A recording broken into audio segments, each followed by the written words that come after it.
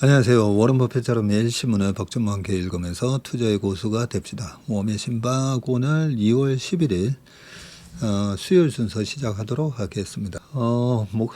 목소리 상태가 왜 저렇지 하고 이게 시스템을 점검하실 수가 있는데 어제 여기다가 임플란트를 하기 위해서 나사를 박았어요. 그래서 약간 목소리가 갈라지니까 음향 시스템이 잘못된 거 아닙니다.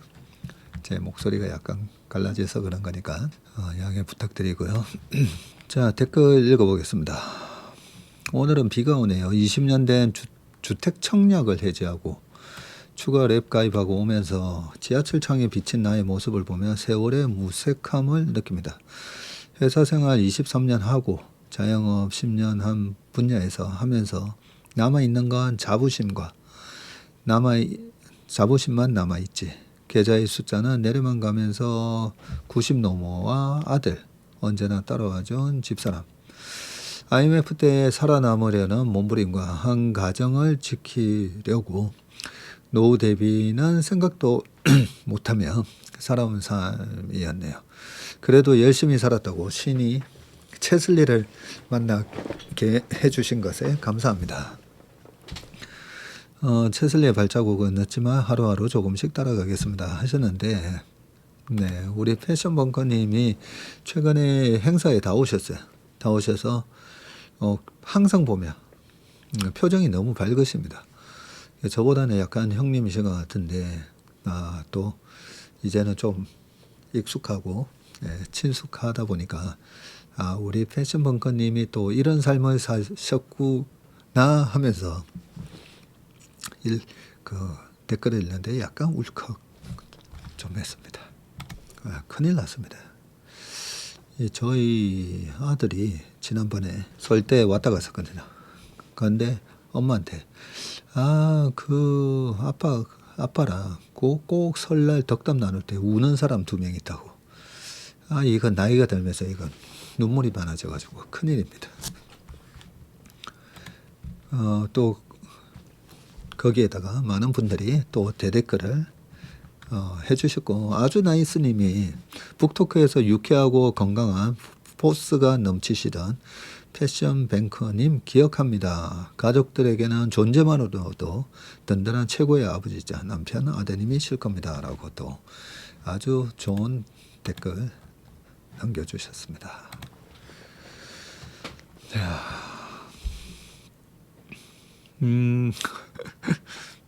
전무님, 저희 아들까지 부모님께서 소액 1인 맡기셔가지고 3대가 채슬리 가족이 되었습니다. 부모님 1인 인턴 랩 하시고 저는 인턴 플러스 해주식 플러스 AI 구독, 아들은 1인. 야, 우리 카슬라이트님 다음에 이 3대 부부 한번 다 오시면 저녁 대접 제가 맛있는 중식이나 아니면 부모님 좋아하실 만한 능이버섯 오리전골 그런 걸로 저녁 한번 대접해 드리겠습니다. 그냥 말만 하는 게 아니고요. 나중에 우리 조 부장한테 연락 주시기 바라겠습니다. 3월 좀 중순 항상 월초 월말이 좀 바쁘니까요. 둘째 주 셋째 주 정도에 저녁이나 아니면 뭐 주말도 괜찮습니다. 진짜 3대가 가족이 되셨는데 혼자 주식을 했음 이렇게 변동성이 클 때는 공포감이 있었을 텐데 늘 채슬리와 함께하니 편안합니다. 인턴을 처음부터 했더니 제 안에 꽤 공부가 되었나 봅니다 하셨습니다. 우리 박주원님이 전 경희대 경영학과 86학번이시군요. 아마 저랑 1학년 때는 제가 1학년 때 이 8687 예비 형님들하고 많이 수업을 했기 때문에 아마 잘하면 구면일 가능성이 굉장히 높습니다. 반갑습니다, 선배님. 어제 EBS 다큐멘터리 주식의 시대 2부 AI 버블 역사는 반복될까 재밌게 잘 봤습니다. 심리 테스트와 버블의 역사를 짚어보는 유익한 다큐였어요. 전무님이 나와서 더 반가웠습니다. 대국민 인사이트를 위한 경제 교육으로 느껴졌습니다. 네, 다른 채널도 아니고 EBS 다큐멘터리에서 온다길래 인터뷰를 하긴 했는데 좀 지나고 나면 좀 아쉽습니다. 뭐 좀 더 좋은 내용, 이런 내용을 얘기했었어야 되는데 좀 아쉬움이 많았지만, 워낙 EBS가 예전에 그 자본주의 그 다큐멘터리가 저는 너무 잘 만들어진 다큐멘터리라 가지고 또 한 번의 그런 주식의 시대에 대한 정확하고 올바른 그런 투자의 방법을 제시해주는 그런 다큐멘터리가 될 거라고 믿습니다. 어제 춥다고 두껍게 옷 입고 치앙마이로 여행 와서 전문이 목도리 두르고 방송하는 모습이 덥다고 느껴지는 이 느낌. 나의 현재의 상황에 맞춰 생각하는 다른 현실에서도 비슷하리라 생각이 듭니다. 우리의 상황이 다르더라도 공감하는 능력은 노력이 필요하겠다고요. 참 중요한 얘기 해주셨습니다. 예, 제가 특히 사람들하고 대면할 때 그런 얘기를 많이 하거든요. 설사 상대가 좀 예의가 없고 상대가 말투가 좀 거칠고, 예, 그렇다고 하더라도 일단 충분한 시간이 저는 필요하다고 생각합니다. 한 3번, 4번, 5번 여러 번 만나봤는데도 저 사람의 여러 번 만나보면 이제 인격이 좀 드러나게 되고요. 근데 그 인격에서도 그 사람의 과거가 좀 아주 좀 안 좋았던 이런 과거로 인해서 사람이 변했을 수도 있잖아요. 네, 그런 것 때문에 웬만하면 사람을 미워하지는 않으려고 합니다. 네, 사람은 미워하지는 않으려고 하고요. 최근에 저희 회사 막 이렇게 괴롭히는 그런 고객도 계시는데 사람은 미워하지 않습니다. 네, 그 사람이 겪어왔던 과거가 어떨지 모르기 때문에. 근데 이제 다른 사람한테 이제 피해가, 특히는 제가 저희 직원들한테도 얘기를 해놨었거든요. 우리 다른 고객들한테 피해가 가면 그 부분에 대해서는 우리가 적절한 대응을 해야 된다. 그런데 나한테 기분 나쁘게 전화하고 나한테 기분 나쁘게 했다고 말을 했다고 해서 그럴 때는 끝까지 그래도 친절하게 대답하라 라고 얘기를 했습니다. 원칙은 내가 기분 나쁘고 나한테 나를 무시하고 나한테 말을 함부로 한다고 그 당연히 기분 나쁘죠. 근데 그 부분에 대해서는 끝까지 친절하게 응대하라고 얘기를 합니다. 근데 우리 고객분들한테 피해가 간다면 그 부분에 대해서는 우리가 대응 전략을 만들자. 네, 그렇게 얘기를 했습니다. 창원에 사는데 두산 에너빌리티 임원이 회사 주가 이렇게 오르는데 너무 빨리 주식을 팔았다고 한탄했다는 얘기를 들었습니다. 임원도 주가는 모른다 싶었습니다. 네, 제가 얘기했잖아요. 두산중공업 다니던 거제도였나요? 그 친구가 두산중공업 다녔다. 2006년 7년. 네, 그 친구도 땅을 치고 후회했었다고. 모르는 겁니다. 희희님도 창원 사시나 봅니다. 네, 자유는 자리배에서 요 분의 그 댓글을 보고 창원 반갑네요 하셨네요. 우리 복덩이 아우님이 아주 집요합니다. 네, 팀 채슬리의 많은 팀원분들이 승진하셨네요. 축하드립니다. 요즘 방송을 잘 못 봐서 오늘 알았네요 하면서 지수의 역사도 꼭 부탁드려요 하면서 압박 들어오고 있습니다. 때로는 이렇게 계속 압박을 해서 제가 지수의 역사에서 만약에 또 그 컨텐츠를 만들면 많은 분들한테 또 도움이 될 거니까 이렇게 긍정적인 영향을 주는 거는 압박하셔도 됩니다. 그래야 게으른 저의 이 본성은 딛고 하게 되거든요. 네. 근데 매일 압박은 하지 마세요. 네, 가끔씩 좀 해주세요. 가끔씩. 북콘스트에 다녀온 후 생각해보니 10대 때부터 다양하게 콘스트를 다니고 있는데 이제는 북콘스트로 업그레이드 된 듯합니다. 북콘스트 재밌죠, 그죠? 특히 저희가 진행하는 북콘스트. 그래서 양질의 책이 나오면 출판사랑 협의를 잘 해서 웬만하면 좀 자주 2달에 한 번씩은 할 생각입니다. 4월에 북콘서트 또 하나 있을 겁니다. 4월에. 이번 4월에 아주 좋은 책이 하나 나오거든요. 저도 이번 북콘서트 참석하고 집으로 오면서 혼잣말로 다음에 북콘 하면 또 와야지 하고 미소 지었답니다 하셨군요. 생소한 장면들도 많았지만 뭔가 많은 걸 가득 안고 집으로 오는 넉넉한 하루였습니다 하셨습니다. 차에서 빗소리를 들으며 웜의 신박 듣습니다. 영상이라 춥지도 않고 이 좁은 공간이 너무 좋습니다. 카니발 9인승을 3인승으로 변경해서 여행 계획도 하고 공부도 하고 저만의 공간입니다 하셨습니다. 어제도 치과 왔다 갔다 할 때 갈 때는 택시 타지 먹을 때는 또 저희 그 치과를 예약해 주신 고객분께서 태워 주셨거든요. 근데 차가 와 엄청 좋은 차더라고요. 그러면서 이 차 최슬리가 돈 벌어줘서 산 차라고 얘기하셔가지고 되게 또 보람이 있었습니다. 오늘도 감사히 잘 들었습니다. 신차 분석 때 보니 치과 치료로 힘들어 보였는데 그럼에도 불구하고 한결같으시네요. 오늘은 앉아서 따박따박 받아먹기만 하는 것 같아 죄송한 마음이 듭니다 하셨습니다. 네. 어제 이약 물고 했죠. 어제 4시에 치료가 끝나가지고요. 여기다가 큰 솜을 꽉 물고 있으라 그러더라고요.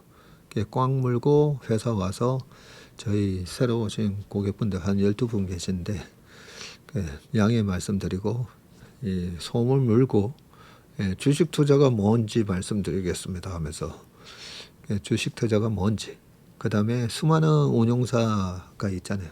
거기서 최슬리는 어떤 투자 스타일을 갖고 투자하는지 그래서 제일 중요한 수익률은 도대체 어느 정도 나는지 그런 부분을 항상 말씀드리거든요.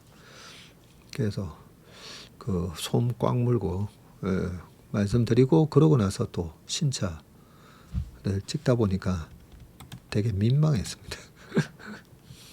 우리 번고렘님도 적어놨네요. 전문님 밤에 신차 분석 보는데 너무 가슴이 아팠네요. 반 마취된 입으로 신차 설명을. 아마 전문님과 최 밀턴을 잘 모르는 사람들이 보면 이해가 안 될 겁니다. 일이 최선을 다해 주시는데 인턴들이 어떻게 열심히 하지 않을 수 있을까요? 벌써 멤버십 한 지 2년 되었지만 2년이나 되셨군요. 앞으로 더 열심히 하겠습니다 하셨습니다. 그게 우리가 미국에서 유학할 때 소셜 컨트랙 이런 단어도 있긴 했는데 어떻게 보면 서로와의 약속이잖아요. 신차 화수목마다 올려드리고 토요일은 투자일기로 금요일 날 시장 또 정리도 좀 해드리면서 한 주간에 대한 얘기도 해드리고 그리고 이렇게 매일같이 웜의 신박 오늘은 또 어떤 신문 기사를 가져와서 박준모가 우리가 꼭 반드시 알고 넘어가야 될 그런 세상의 변화에 대해서 얘기를 해줄까 그런 게 어떻게 보면 다 무언의 약속이잖아요. 그죠? 물론 어스 인턴십은 또 유로로 진행되는 부분이 있지만 웜의 신박 같은 경우나 모닝 브리프 그 모든 것들이 어떻게 보면 무언의 약속이고 그게 또 서로 간에 긍정적인 영향을 주고 그죠? 상승작용을 합니다. 그 보통 우리가 악순환하면 vicious cycle이라고 하는데 이 선순환이 도는 거죠. 그래서 저희도 발전하고 저희도 열심히 하게 되고 저희 방송이나 이 인턴십을 하시는 우리 최 밀턴 분들도 또 서로 자격받으면서 열심히 하고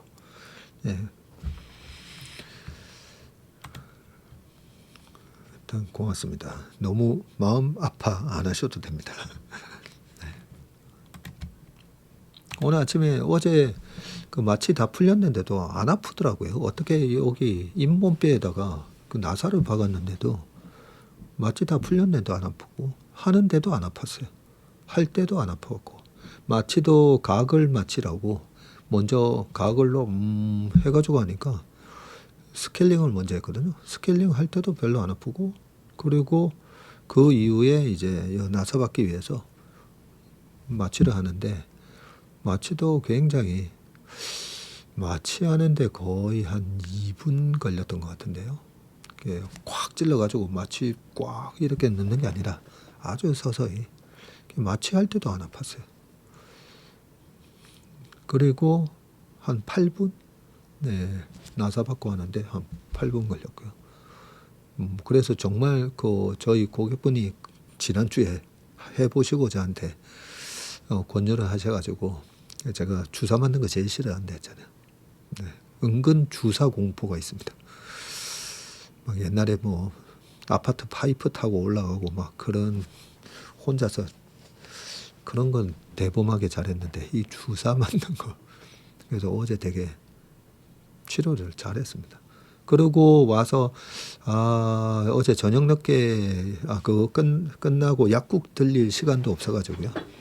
예, 그 고객 응대하고 그 다음에 또 신차 분석 찍고 그러다 보니까 시간이, 이거 약국 문 닫겠는데 하면서 또 저녁에 저희 오래된 정보 모임 있어가지고 또 정보 모임 갔다 오면서 사실 약을 안 먹었습니다. 지금도.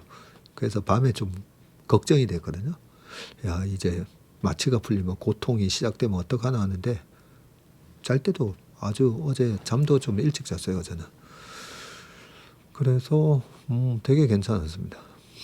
아침에 일어났는데도 상당히 괜찮고, 지금 보시면 붓기 하나도, 어느 쪽인지 모르시겠죠? 이쪽입니다, 이쪽. 나중에 상태 보고 2달 반 지나면 다 된다고 하니까요. 네, 나중에 상태 보고 잘 됐으면 말씀을 또 드리겠습니다. 월간 전망, 부콘스트, 웜의 신박 등 채밀턴들을 위한 대표님의 사랑이 넘치시네요. 저는 관련 영상들을 보는 것만으로도 참 바쁜데 말이죠. 하셨습니다. 네, 사랑이 넘치신다고 했는데 그거는 사실입니다. 네, 이게 사랑하는 마음이 없으면 절대 할 수 없는 거라고 했잖아요. 댓글을 쓰시는 분, 안 쓰시고 그 눈으로만 보시는 분들 다 포함해서 제가 보잖아요. 눈으로만 보셔도 조회수가 나오잖아요. 최근에 10,000분 이상이 항상 들어와서 보고 계시는데, 그 10,000분 이상의 분들이 저를 믿고 저를 신뢰하고 우리 팀 채슬리를 통해 가지고 이 경제적 자유를 얻고자. 근데 요즘 보면 마음이 이번 변동성장에도 마음이 참 편안합니다. 얘기가 저는 제일 기분이 좋아요. 예, 행복한 투자의 여정이 돼야 되니까요. 투자가 처음에는 우리가 기본기를 안 배우고 하다 보니까, 축구도 마찬가지예요. 처음에 얼마나 막 욕 많이 듣는다고요. 야, 거기서 뒤로 가야지 해야지. 근데 이제 실력이 쌓이면 재밌어지잖아요. 그죠? K 메모리에 온 천운 잘 누리고 다음 단계로 잘 넘어갈 수 있도록 더욱 실력을 키우고 잘 대비해 나가기 바랍니다. 워스의 현대건설 캔슬링 분석 영상이 올라와 있나요? 제가 다시 한번 확인해 보겠습니다.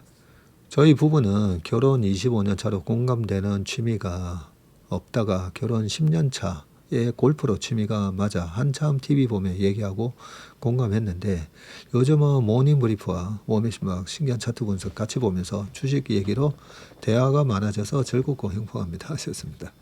네, 행복한 투자의 여정을 하고 계신다 그죠? 천조국을 소유한 중국은 다른 보법을 보이는군요. 어제 중국이 보유하고 있는 미국 채권만 1,000조가 있다고 했습니다. AI 패권 다툼도 중국 내 중국인과 중국 외 중국인의 대결이라고 볼 수 있고요. 그러겠네요. 중국 내 중국인과 중국 외 미국에서 사는 우리 젠선황 비슷해서. 근데 이제는 그분들은 모르겠어요. 네. 어쨌든 차이니즈 아메리칸이시니까요. 댓글 쓰고 있는 중에 비 오니까 파전 먹고 싶네요. 갑자기 파전 얘기하시니까, 네, 경일이 앞에 나그네 파전이라고 있는데요. 갑자기 파전이 확 땡기네.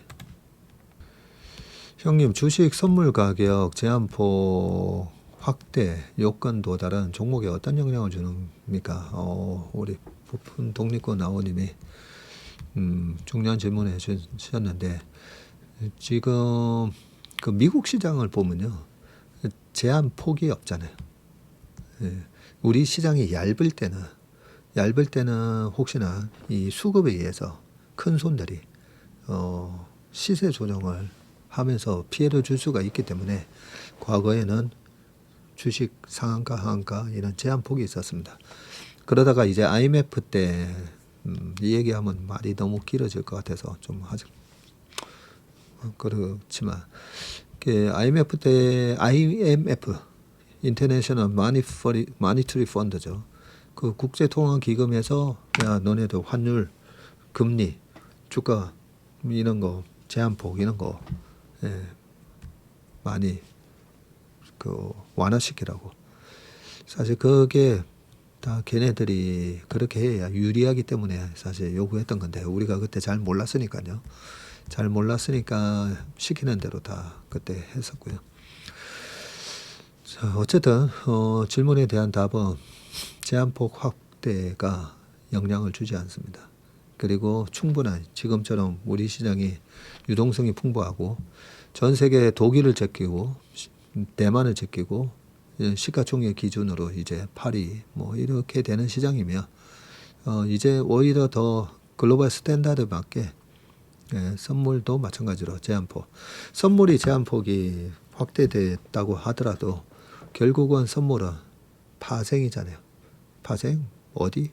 언더라잉 에셋이라고.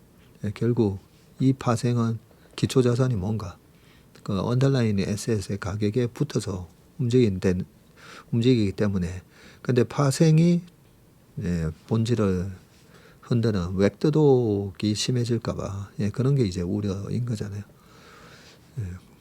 가격 제한폭 확대 자체가 조금 중소형주의 그 주가 변동성을 키울 수 있습니다.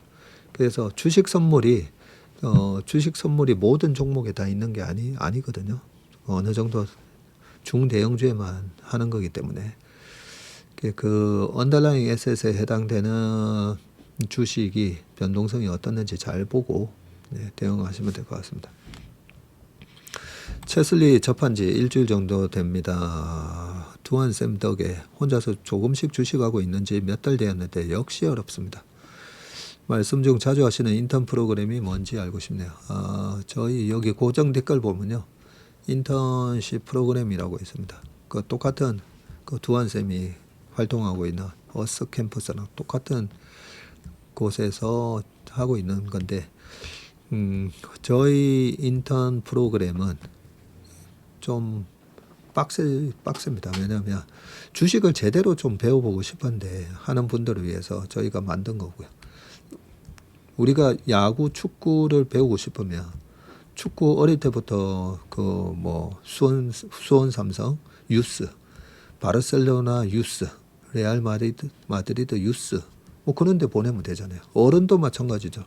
어른도 거기 가서 그 선수들하고 같이 훈련하면 어느 정도 가장 빨리 실력이 향상되지 않겠습니까? 그죠? 그래서 저희가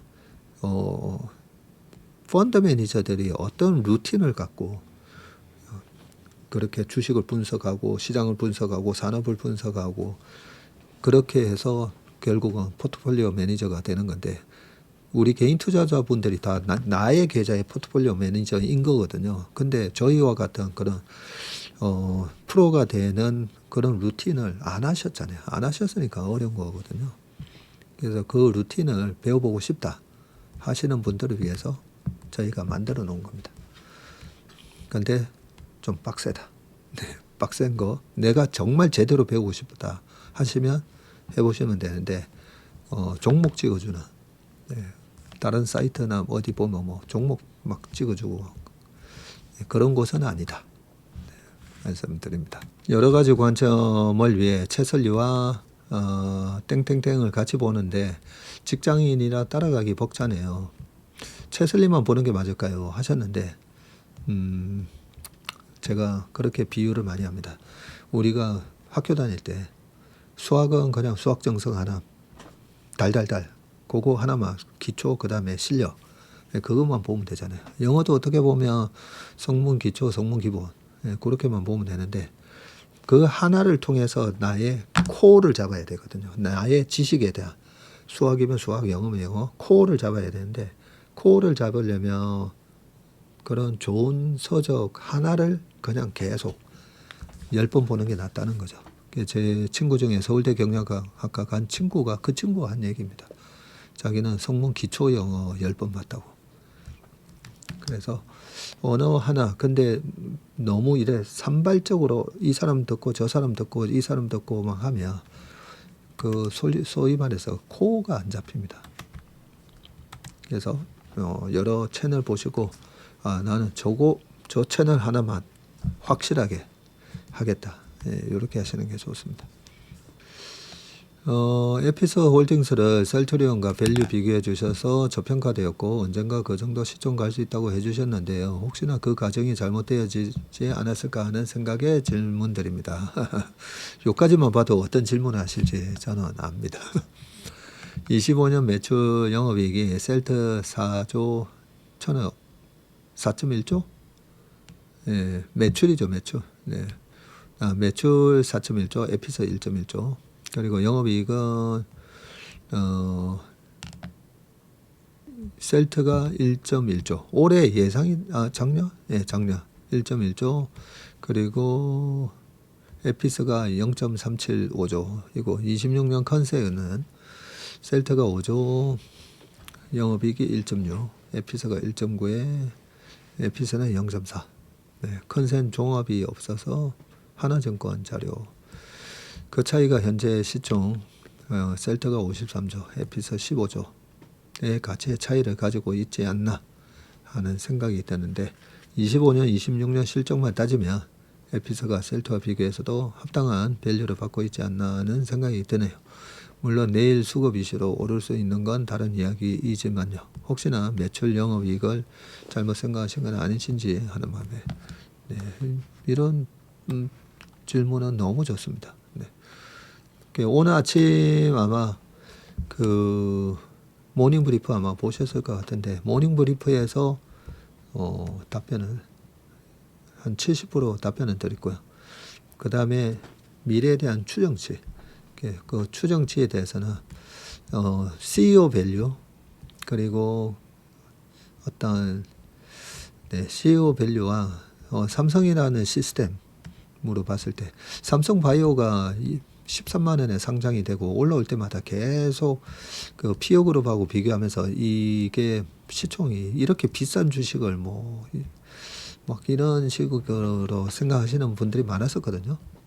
50만 원대, 60만 원대 계속 삼성바이오가 비싸다는 얘기를 많이 했었는데 거기에는 이제 삼성이라는 그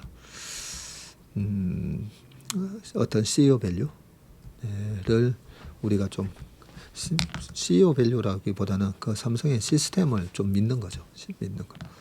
미래에 약간 미국 기업하고 우리나라 기업하고의 멀티플에 좀 차이가 있잖아요. 좀 그런 거에 대한 관점 차이가 좀 있을 수 있다. 그렇게 보시면 됩니다. 뭔 얘기 하시는지는 아실 겁니다. 그죠? 자, 웜의 소통은 여기까지 하고 이제 신문기사 읽어보겠습니다. 그리고 삼성 에피스 홀딩스에는 사실 그 에피스 홀딩스잖아요. 홀딩스이기 때문에 사실 그 셀트리온이 하고 있는 바이오 시밀러뿐만 아니라 신약 개발 쪽도 있습니다. 그 신약 개발 쪽에서 뭘 하고 있는가 쭉 보면요. 지금 그 비슷한 걸 하는 회사들이 코스닥에서 시가총액을 얼마 받고 있는가 그런 걸 비교를 좀 해보니까 그래서 약간 셀트리온하고만 비교를 해보면 셀트리온 투자자분들께서는 좀 억울하실 수도 있는데 그 또 신약 개발하는 부분에 대한 어떤 미래의 성장성 그런 것도 좀 반영이 되어서 거래되고 있다 이렇게 생각하고요. 꼭 오늘 모닝 브리프를 좀 보시기 바라겠습니다. 다른 분들도 투자 관점에서는 저는 좀 긍정적인데 단기적으로 트레이딩 관점으로 보면 이번에 이 편입 발표 났고 편입이 발표나고 나서 그 다음에 어떻게 움직이는지는 트레이딩 관점에서는 또 다른 영역이기 때문에 그 투자 관점으로 얘기를 했는데 트레이딩 관점으로 들어온 분들이 또 주가 흔들림에 스트레스 받으실 수가 있으니까요. 오늘 아침 모닝브리프 저 뒤편에 1시간 10분 이상 된 부분에서 제가 말씀을 드렸으니까 꼭 확인하시기 바라겠습니다. 자, 첫 번째 기사 되게 재미난 기사입니다. 김정은 암살 공포에 잠 못 듣는다. 22년 전에 용천역 폭발 미스테리. 장석광의 세계는 첫 번째 전쟁인데 역사는 반복된다고 했잖아요. 그래서 제가 이때도 이 용천역 폭발에 관한 여러 가지 루머와 음모론 이런 것도 저도 좀 알고 있거든요. 그래서 한번 보겠습니다. 지난달 3일 북한 TV에서 이른바 최고 존엄의 암살을 다룬 영화가 방영이 됐고요.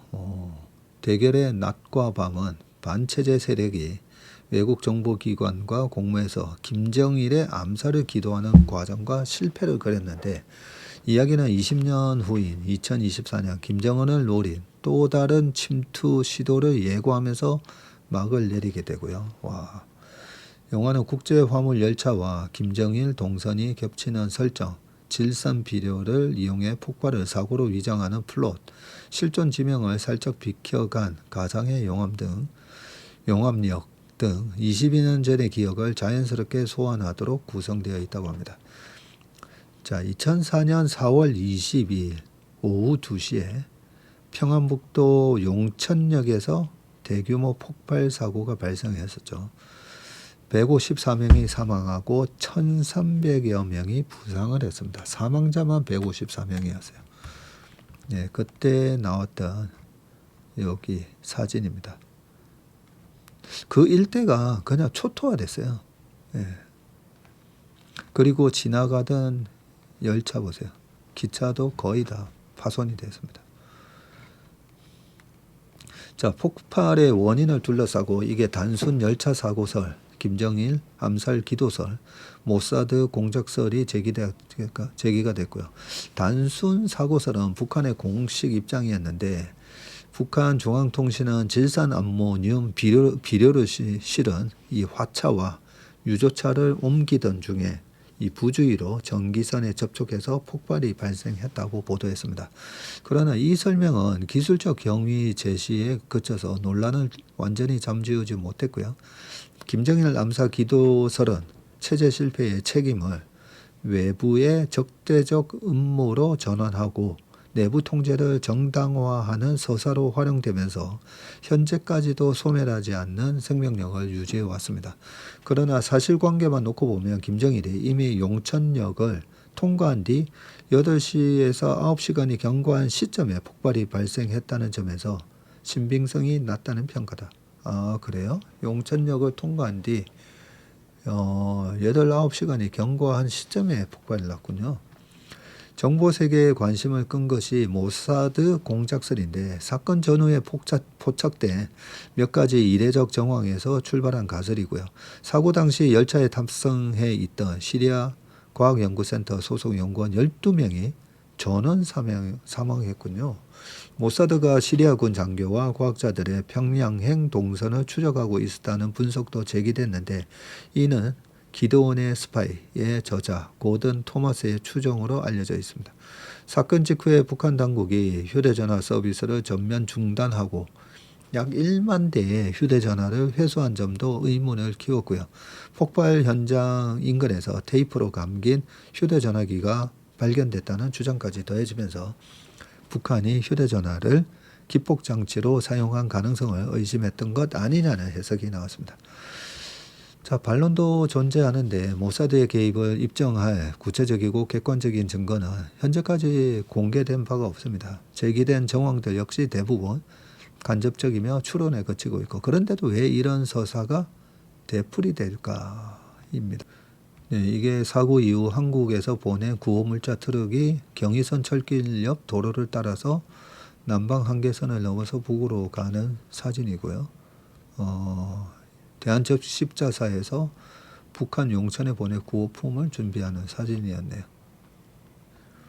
자, 대결의 낮과 밤은 반체제 세력과 암살을 공모하는 외국 정보기관을 등장시키고 해외 공작, 기업 위장, 표적 암살이라는 요소는 모사드의 이미지와 겹친다.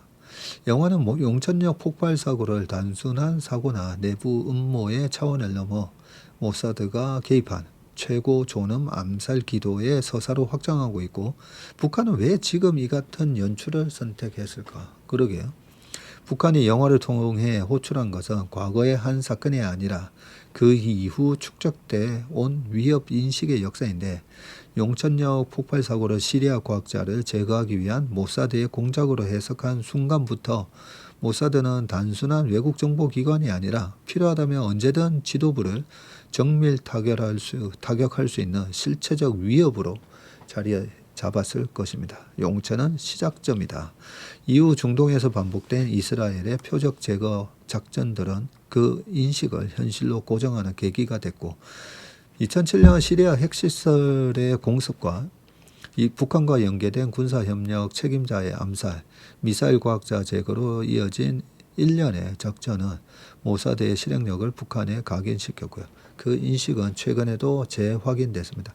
24년 레바논과 시리아 전역에서 헤즈볼라가 사용하던 수천 개의 호출기와 무전기가 동시에 폭발한 사건은 용천역 폭발을 연상시켰죠.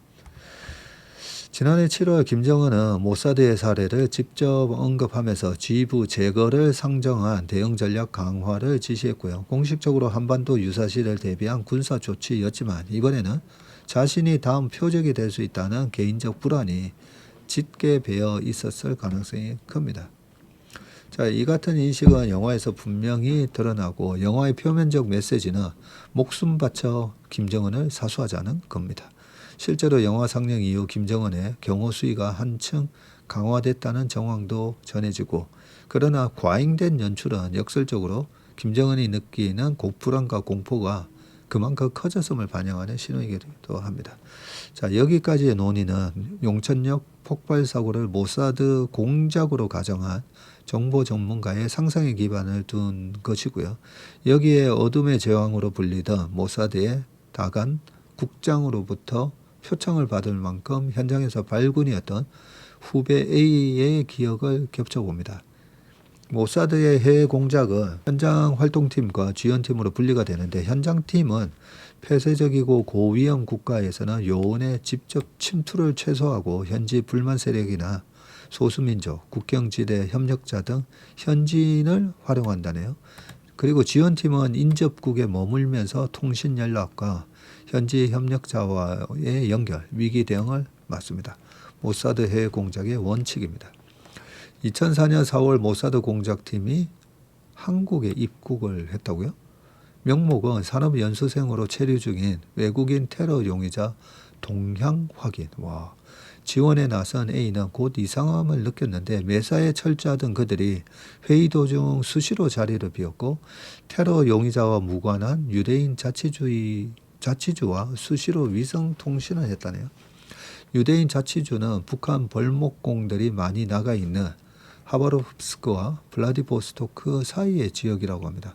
모사드 팀은 이후 속초항을 통해서 블라디보스토크로 이동하면서 현지에서 활동 중인 동료와 합류할 예정이다라고 했고요. 시점을 맞춰보니까 용천역 사고 일주일 전에 입국을 해서 사고 사흘 뒤에 출국한 셈이다. 이야, 우연의 일치일까? 김정은의 영화가 당시 품었던 의문을 소환한다. 사실 그때 요 용천역 폭발 사고 있고요. 제가 들은 얘기는 이런 얘기까지 하는 게 맞나 싶은데 네.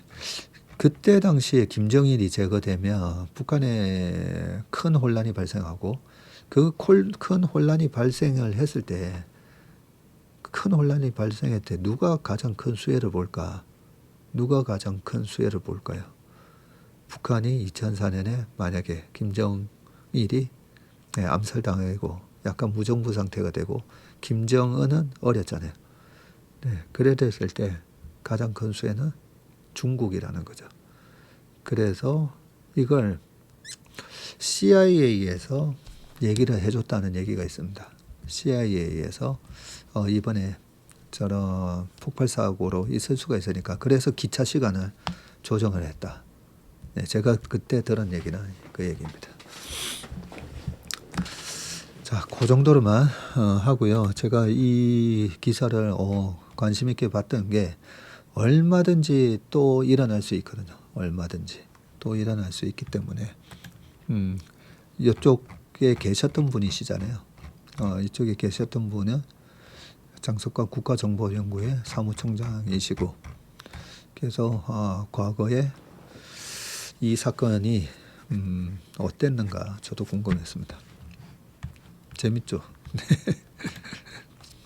주식 투자하면서는 이런 것도 좀 다 알아야 됩니다. 그러고 나서 뭐 주가가 어떻게 되는지 이거 나중에 이 복동이하고가 얘기했던 주식시장의 역사에서 이 부분 다뤄야 될지 말아야 될지 김정일이 사망하셨을 때 그때 주가가 또 어떻게 움직이는지 뭐 그 정도는 제가 나중에 언급해 드리겠습니다. 자, 주식과 금이 같다. 금이 간다. 그 역사적인 사건을 생각하면 자꾸만 머릿속에서 떠올라가지고요. 네, 김정일 사망했을 때 아까 우리 부품 독립군이 주식 선물 얘기하셨는데 그것 때문에 그날 선물 가격이 거의 뭐 굉장히 급락해서 시작하는 것로 막 나왔었고요. 만약에 그때 당시에 선물 제한폭이 없었다면 약간 더 큰 충격을 아마 줬을 수도 있습니다. 자, 요 재미난 기사죠. 주식과 금이 같이 간다. 그래서 투자 공식에 금이 간다.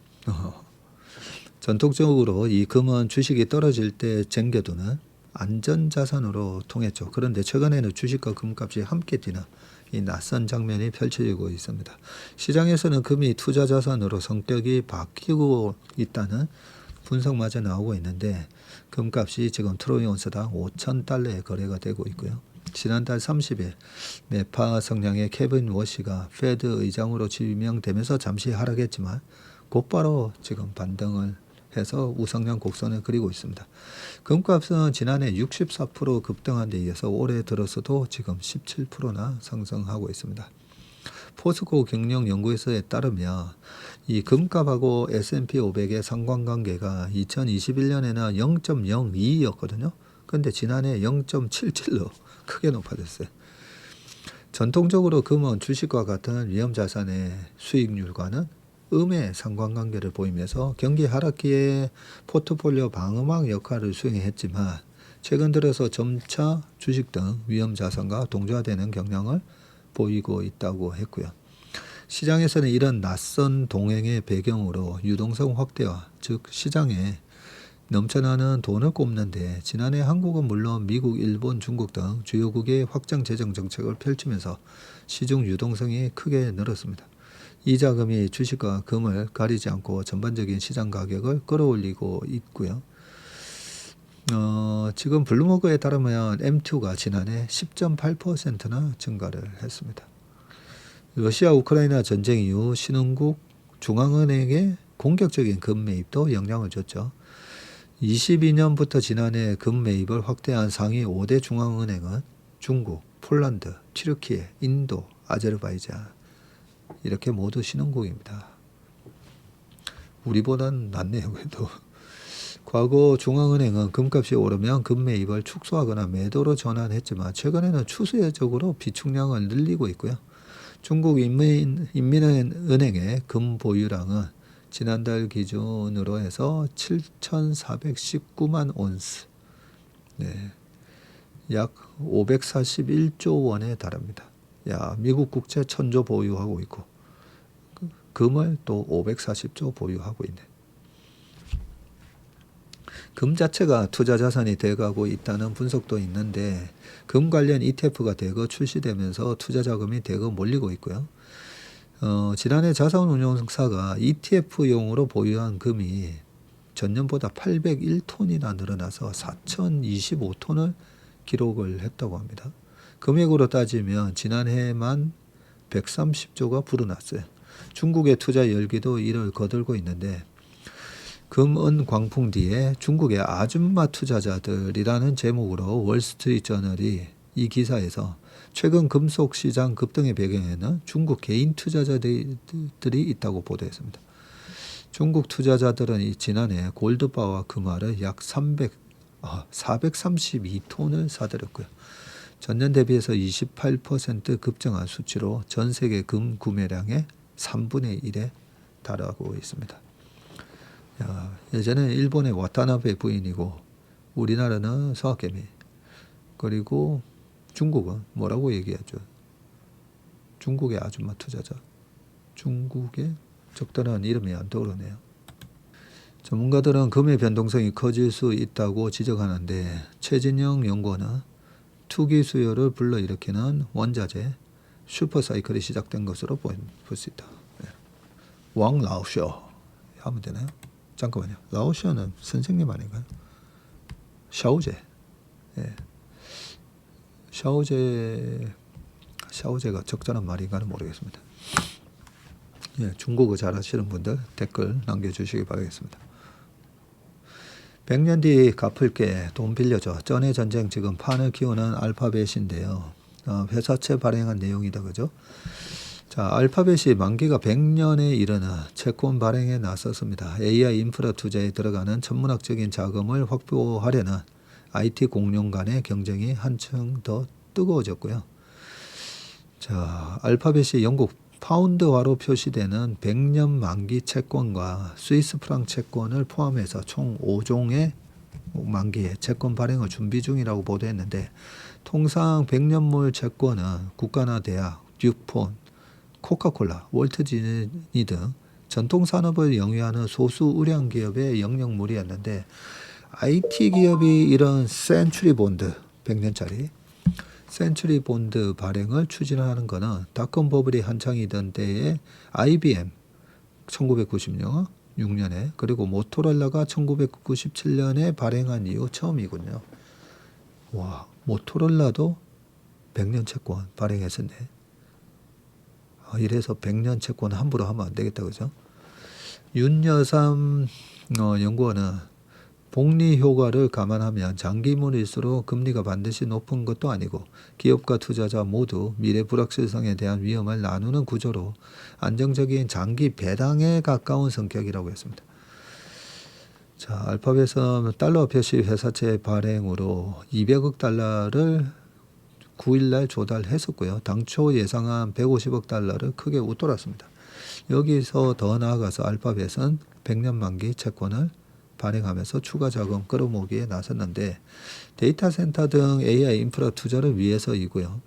지금 미국 4대 빅테크 아마존, 알파벳, 메타, 마이크로소프트의 올해 총 자본 지출 캐펙스라고 하죠. 캐피탈 익스펜디처. 자, 이 자본 지출은 6,500억 달러를 넘어설 전망입니다. 거의 1,000조입니다. 1,000조.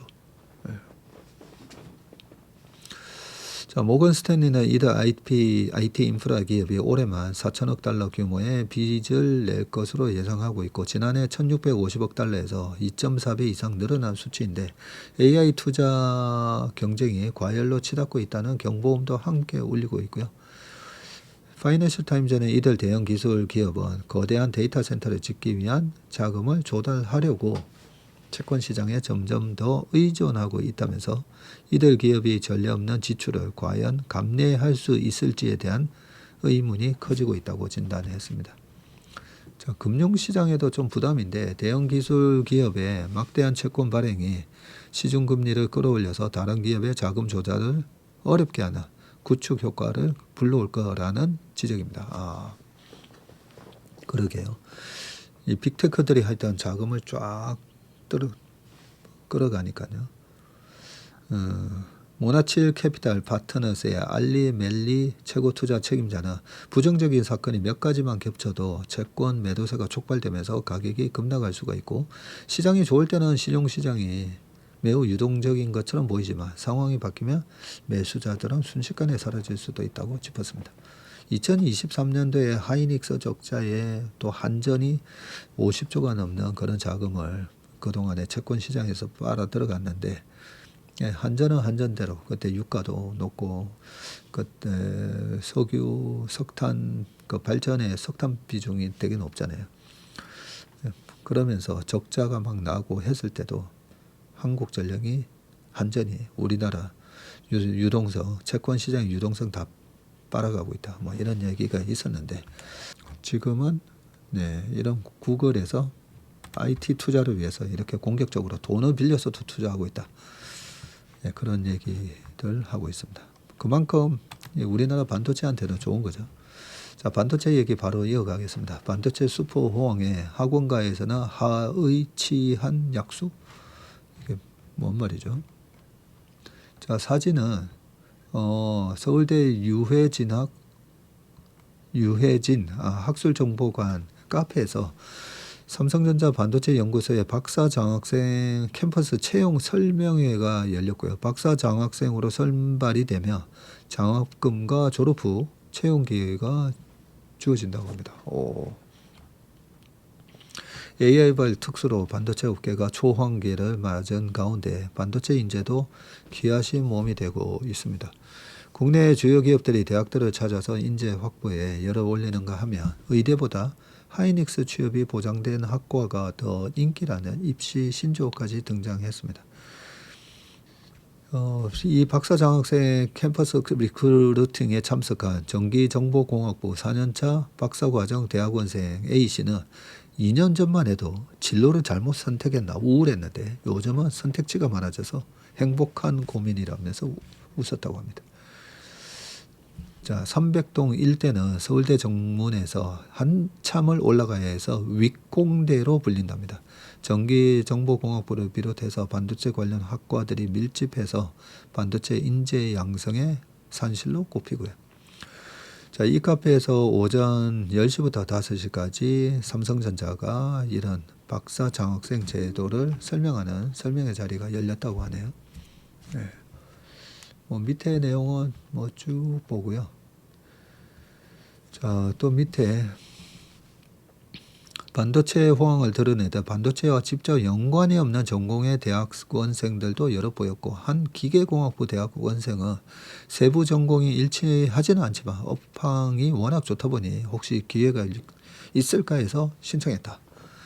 나노기술이 전공인 대학원생도 학부 시절 하이닉스에 합격했지만 대학원에 진학했다고 한다. 그때 하이닉스 갔어야지. B씨는 돈도 중요하지만 결국은 좋은 연구 환경에서 커리어를 어떻게 쌓을 수 있는지가 가장 중요한 기준이라고 했다고 합니다. 나노 기술이니까 언제든지 갈 수 있겠네요. 그때 갔어야지가 아니네. 그래도 그때 갔으면 이번에 보너스 좀 많이 받았을 건데, 그죠? 반도체 슈퍼사이클 기대감이 커지면서 미국 반도체 기업 마이크론이 지난해 12월 서울대, 고대, 한양대 등 주요 대학을 찾아서 현장에서 또 채용을 결정하기로 했고요. 하이닉스가 억대 성과급 지급으로 불을 지피면서 인재 선점 경쟁이 더 지금 치열해졌다고 합니다.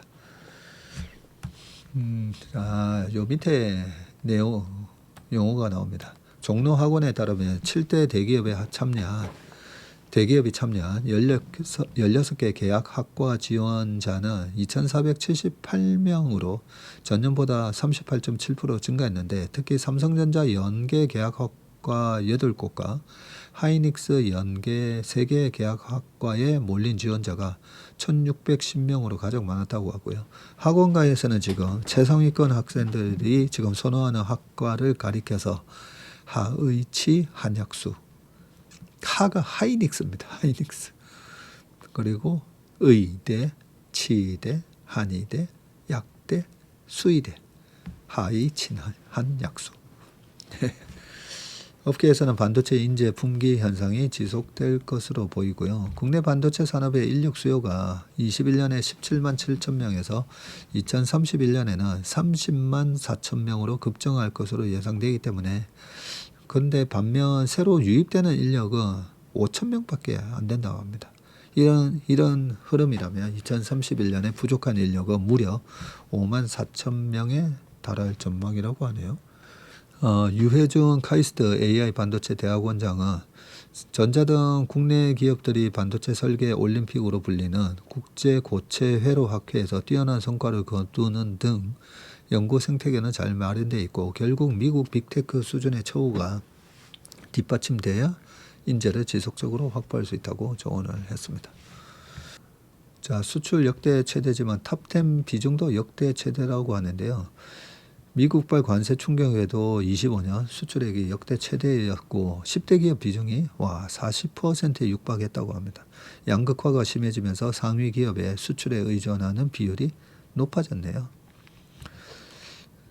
반도체를 중심으로 한 수출 강세에 연간 수출액이 작년에 7천억 달러 늘었죠. 사상 처음이고요. 전자, 하이닉스, 현대차 등 수출 상위 10대 기업의 무역 집중도가 전년보다 4%포인트 상승한 39%나 됩니다. 전체 수출액에서 이들 기업의 수출액이 차지하는 비중인데 이게 사실 베트남을 통해서 우회 수출하는 것까지 다 감안을 하면 훨씬 높을 거예요. 그죠? 24년부터 2년 연속 증가해서 지난해는 2010년 통계 작성 이래 가장 높은 수준을 기록을 했습니다. 뭐 현대차의 또 현지화 공장이라든지. 네. 자, 지난 4분기만 놓고 봐도 상위 10대 기업의 무역 집중도가 43.4%까지 치솟았고요. 상위 100대 기업으로 넓혀봐도 쏠림은 여전합니다. 100대 기업의 연간 수출 비중은 67%나 돼요. 2014년 이후 최대치입니다. 100대 기업이 전체 수출의 3분의 2나 차지하고 있습니다. 정규성 기업통계팀장은 반도체 업황의 호조로 상위 기업의 집중도가 높아졌다고 분석했고 AI 열풍과 데이터 센터 확대 움직임이 반도체의 슈퍼사이클로 이어진 영향 덕분입니다. 반도체 편중이 심화한 건 산업별 수출액에서도 확인되고 있는데 연간 기준 제조업 수출이 전년 대비해서 5.1% 증가를 했고요. 이 중 반도체가 포함된 전기전자 수출이 12.5% 증가를 했고 석유화학 섬유 의복은 8% 이상 하락했습니다. 줄었습니다. 원자재와 소비재 수출은 감소했지만 자본재 수출은 전년 대비 10% 증가했고 자본재 중에서도 이 기계 수출은 줄었지만 반도체를 포함한 IT 부품 수출이 20%나 늘었어요. 네. 그리고 자동차가 포함된 내구 소비재 수출도 5.7% 줄었습니다. 미국의 전기 자동차 보조금 삭감 등의 영향을 받았기 때문입니다. 자, 기업 대규모별 뒤에는 그냥 생략하겠습니다. 자, 마지막이고요. 하나증권이 은행주 상승 랠리 계속될 때에서 모든 지주사 목표 주가를 올렸는데 자, 주가 급등으로 멀티플이 부담스러워진 타 섹터와는 달리 현재 은행 평균 순자산 비율 이 PBR이 0.69배에 불과해서 은행주 랠리 현상은 계속 진행될 공산이 크다고 되어 있고요. 작년 4분기 이후 은행주 상승률이 35.6%에 그쳐서 코스피 상승률 대비해서는 여전히 하회 중이네요. 자, 은행주가 실적 발표 이후 상승 랠리를 펼치는 이유는 새로운 요인이 발생해서라기보다는 그동안 잊고 있던 은행주의 매력이 재부각됐기 때문에 은행주 주가 상승 현상은 전 세계적으로 발생하고 있고 대형 은행주가 이 PBR 1배를 하회하고 있는 국가는 한국에 거의 없답니다. 유독 국내 은행주만 낮은 밸류에이션에서 거래되고 있고요. 아시아 지역만 봐도 국내 은행과 ROE가 유사하고 한때 PBR도 비슷했던 일본 대형 은행들이 저 PBR 개선 정책에 힘입어서 지금 1.6배를 받고 있다네요. 양원관계든 지정학적 환경과 경제 수준이 유사한 대만 은행도 수익성 대비 할인은 거의 없고요. ROE 개선으로 지금 PBR 2배 이상에서 거래된다고 합니다. 은행 업종에 대한 투자 의견 비중 확대를 유지하고 모든 은행 지주사의 목표 주가를 상향한다고 최 연구원이 밝혔습니다. 26년 예상 은행 순자산 비율은 0.69배로 추가 상승 여력을 30%. 그동안 저평가되었던 주가가 정상화되는 수준이지 리레이팅 단계라고 볼 수가 없다. 네. 시장 분위기와 수급 측면에서 기존 주도 업종들이 다시 부각될 경우 은행주 상승 속도가 다소 조절될 개연성은 있지만 반도체가 날아가면 또 은행주 약간 쉴 수 있다고 그런 얘기인데, 은행주는 계속 우상향할 것이라고 강조했고, 만약 시장이 불안해질 경우에는 낮은 밸류에이션과 배당 매력을 기반으로 한 하방 경제성이 매우 높다는 점에서 은행주는 보다 편안한 투자처가 될 것이라고 전망을 했습니다. 은행 펀더멘털 개선 및 주주 환원 확대 기대 외에도 단기적으로는 저 PBR주의 수혜가 예상되는 상법 개정안 입법과 은행 중심의 컨소시엄 구성이 예상되는 원화 스테이블 코인 법안 처리 등의 정책 모멘텀 발생 또한 가능하다는 점에서 은행 업종에 대한 비중 확대 견해를 계속 유지한다라고 부연 설명을 했습니다. 네, 오늘 웜의 신박은 여기까지 하겠습니다. 오늘 하루도 행복한 하루, 건강한 하루 되시길 바라겠습니다. 고맙습니다.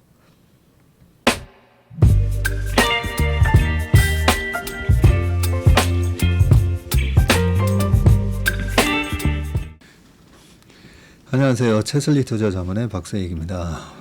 최근 저와 채슬리 이름을 도용해서 투자 사이트라든지 밴드, 텔레그램, 카톡 채널 등에서 이 리딩방으로 유도한 뒤에 금전적인 피해를 입히는 이 사칭 사례가 빈번하게 지금 발생하고 있습니다. 저를 비롯해서 저희 채슬리 투자자문의 임직원들은 SNS나 온라인 채널 등을 통해서 일체의 투자자문 활동을 하지 않고 있습니다.